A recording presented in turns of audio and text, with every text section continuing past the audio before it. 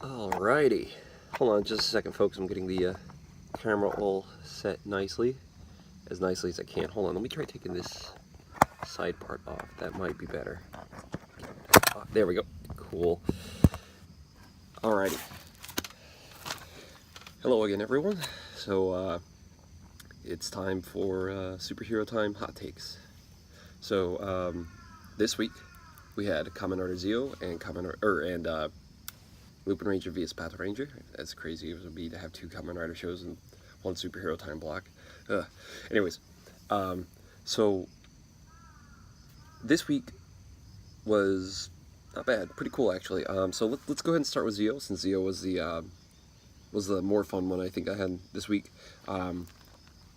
So this week we had the conclusion to the Gamer Rider episodes, and we actually had something kind of cool happen. We used, or not we, but the crew used footage from Kamen Rider Forza, or not Forza. God, I'm sorry. It's been a long day. I took a nap and woke up. And now it's morning again. So they used footage from episode 2 of Kamen Rider X8, which was pretty neat. I didn't expect for them to do anything like that, and I'm pretty sure that was footage from episode 2. And if it wasn't footage from episode 2 of X8, then if they recreated all that stuff, that was pretty cool. That's like really, really cool. So, without being too spoilery about it, we saw something pop up from Kamen Rider Ghost this week, which is kind of strange. But the thing that was really, really strange was it was something that only showed up about maybe 2 or 3 times in the entire show of Kamen Rider Ghost. So, I mean, cool to see it back, and cool to see it do something new, but also, like, if I remember correctly, that toy of that item did not sell very well at all. So, like I said, it's neat to have that back, but, like, I really just don't understand why, I guess. Maybe they just wanted to use some of the CG from Ghost and edit it into the show, so it's fun for people that watch those shows to see it. But yeah, it was just strange. It was really, really, really strange. You can probably hear the crows in the background. Isn't that neat? Yeah, this week on ZiO was a lot of fun. We did get to see the X8 armor. The X8 armor, it's pretty neat, but it seems like it's kind of cumbersome for the suit actors. They seems like they have like these big like hammer kind of heads, like kind of hammer punch things, and they didn't. I'm trying to think about the right way to say this. They didn't really. They didn't really punch with it straight ahead a lot. They did a lot of swings and a lot of things like that. So it was. I mean, it's cool. It looks cool. I just wish they did more punching kind of stuff with it. The finisher was neat though, because it was somewhat reminiscent of Deadpool from Marvel vs. Capcom 3 and his finisher, where he uses the ultimate bar down at the bottom of the screen. He pulls that up and he smacks people around with it. So in X8, whenever they did their mighty critical strikes or whatever critical strikes they did, they had a bar that goes across the screen, kind of like that way. And ZiO kind of like saw it and was like, "Oh, that!" and he smacked it, and he used that as part of his finisher, which is pretty neat. I didn't really pick up that much language this time around, though. Usually I don't have too much of a problem. I get a really good idea of what the hell I just heard. But, yeah, no, this week I had a harder time listening. And I think it's just because the stream started to lag a little bit, so some of the audio was just a little bit choppy. But it's okay. I'll probably just give it another watch again whenever subtitles come out. But it was a fun one. It was really cool to see Emu do his thing as X8 again. A little bummed that we didn't get to see Hiro as Brave at all. I mean, there was a couple scenes that we saw with Brave, but it was pretty much just X8. The only time we did see Brave was during the episode 2 flashback kind of stuff, so that was neat. It was really cool to see that stuff again, but I mean, since they got his actor back, it's like you could at least make him transform once, right? Like something, anything, please, gimme, please. Even though I'm not that big of a fan of a hero, I like the Kamen Rider Brave costume a lot. I think it's a really cool one, and yeah, I don't want to say I didn't feel like he was super well utilized, but he still had some cool moments, especially with Gaze. Gaze, he did something this episode that was interesting for him. He was seeming like he was more willing to get up and go do something. So, let's talk about next week and what we're seeing next week. So it seems like we're getting a kind of rushed episode for Forze, where we should be getting the Forze armor almost right away. And we caught a small glimpse of another Forze. Another Forze looks really cool. He's got like this big grin on his face and just like really nasty evil eyes. And then we also saw a small little glimpse of the Forze armor. And the Forze armor, it looks like instead of having switches on his shoulders, it looks like it's going to be a rocket that opens up like the that bodies and sword thing he had when he turns into Cosmic Forze. So more excited about next week too, because I know we're getting Osugi Sensei back, and we definitely saw Inui Takumi, also known as Kamen Rider Faiz, which is awesome. I'm so excited to see him because I actually watched Faiz earlier in the year, and I like Faiz a lot. So much so I actually named my new kitten after Takumi. So I'll tell that story really quickly. So my girlfriend works at a vet, and they had this cat that came in that was unresponsive, and apparently it had been abused by a really, really young kid. And so he came in unresponsive, bleeding from the mouth, and was technically dead. So they did everything they could. Little guy revived, and we ended up fostering him, and then we took really, really good care of him, and he actually ended up getting a lot better, and we decided we wanted to keep him. So since he died, came back from the dead, and he has a literal cat tongue, Nekojita, if you will, we named him Takumi.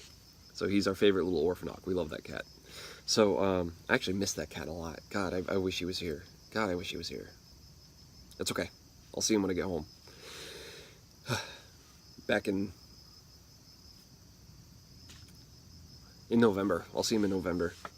Oh, we're getting a Faiz phone watch? Ooh.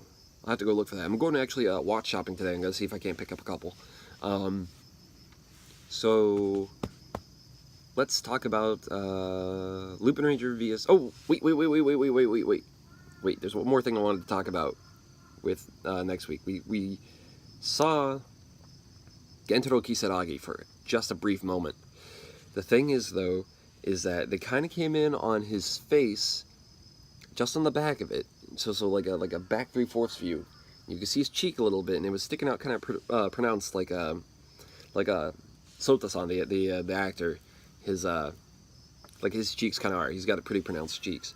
However, I think that was just footage from Kamen Rider Forze.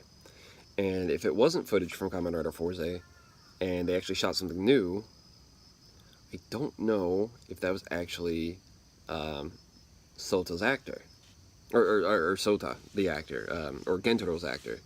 So if that wasn't him, I know that the guy that plays Faiz has really, really pronounced cheeks too. And I'm not gonna lie, I'm gonna laugh really, really, really, really damn hard if they mash Gentaro and Takumi into a character somehow. Just because they're two very different writers and two very different character styles. So it would be cool to see, but I'm not entirely sure as to what's going to happen there. All I know is that I'm excited to see Kamen Rider Faiz come back, just because I haven't really understood the whole deal behind Faiz up until earlier in this year, like I said. So, God, I can't wait to see the Faiz armor and the another Faiz if they go that route. And apparently we're supposed to be getting Kusaka back. So, Kaiza action. Who doesn't like Kaiza? Alright, so briefly let's head over and look at Lupinranger vs Patoranger. This week was another one of those weeks where they do like Sentai tropes kind of stuff. And this time was, oh no, the team turned into kids, what are we gonna do? And the thing is I like about Patoranger is that, or Lupinranger vs. Patoranger, is that they've been taking some of those trope episodes and twisting them a little bit, doing something new with it while still... Yes, you have a loud car. Oh, yes, you should be so proud of yourself. You don't need a loud car that's that wide here in Japan, I'm telling you. So anyways, yeah, it was one of those trope episodes where, you know, the kids, that kind of stuff. But like I said, the way that they're twisting it is that they keep doing something new with it, and because there's a secondary team, they could do more with it. So they had an episode where the Patorangers pretty much had to take care of kids, and it was really great. It was a lot of fun. There was some really cool Kagure stuff. I think's his name, and he uses some more of those masks that we saw him use before, which is pretty cool. I'm not going to explain how, but I will say whenever he does that kind of stuff, it's always pretty comical. It's a lot of fun, and I like that character, and I want to see more of that character. As far as the rest of the team stuff goes, there's another moment with Lupin X and Patoranger and Ichigo, where they discuss some of what's been happening in between them. I didn't catch it again, and that's just because the audio kept getting choppier and choppier on me. But that's okay. I'll watch it again later this week, and I'll figure it out a little bit more in depth. One thing I thought was interesting, though, Sakia at the beginning of the episode was talking about last week, where they all had to kind of come together and do something to stop the status V, or Bui, status Bui, Gangler. So I didn't catch all of it again because, like I said, most of my audio got kind of choppy, and I think it's just because I'm watching this stuff outside. So as far as the episode goes, I liked it. I thought it was a lot of fun, but I kind of feel a little bit upset that I feel like the Patorangers are very much just the comic relief part of the show, where, you know, they should, you know, kind of feel like just as important of a Sentai as the Lupinrangers. Don't get me wrong, I mean, I don't completely hate the Lupinranger team. It's just that I feel like, as far as team characters go and just the style of the two, I just prefer the Patorangers. I think they're just so much better. I like them so much more, and I hope we can get even more with them with these last few episodes coming up. So, next week, what's happening next week? Okay, so next week, we get a new toy, Lupin Magnum, and we've seen it in a little bit of the introductions for Lupinranger vs. Patoranger the last 2 weeks. So I'm excited to see what it actually does, but I'm also on the fence just because it's like, oh boy, more Lupinranger stuff, less stuff for the cops. Cool. Not really. So, yeah, that's just kind of where I'm at. Like, I don't mean to be such a hater on the Lupinrangers. I just so strongly feel that the Patorangers are just a better team in terms of characters, style, and supporting cast too. I love the dude that plays Hilltop. I think he's wonderful. Apparently, I think his name's Ike? I hope I'm saying that correctly. If I'm not saying that right, please let me know down in the comments. I think his name's Ike. But he's he's actually kind of like a popular actor out here, from what I understand. He runs another, like, talk show for kids, and it's a really, really colorful one, and he takes off the mustache for that one. But he's just, he seems like a really cool dude, and I would love to meet him, but I doubt I'd ever get a chance to meet him. Oh yeah, the Magnum power-up does slide into the side of the VS changer, and he holds it kind of like a side-mounted grip for the cannon. That's actually something I'm really missing from Super Sentai. The giant cannon, you know. That's just always been something that I liked, especially as a kid, and I was kind of hoping they would bring something like that back, but I guess now we're getting a really tiny version of that. So, what are you gonna do? Anyways, back onto Hilltop's actor. That's a guy I really want to meet. He seems like he's just energetic, and like a kind of a, you know, a good dude, I guess. Like I did some research on him. He seems like a really, really swell guy. And I was outside Toei Studios a while ago, a couple weeks ago, and I thought I saw somebody like him in a car nearby, and I just waved like a madman. That was it. And if that wasn't him, then I'm just a weirdo. And it's okay. I'm totally okay with embarrassing myself out here. It happens. I'm a tokusatsu dork. What are you gonna do?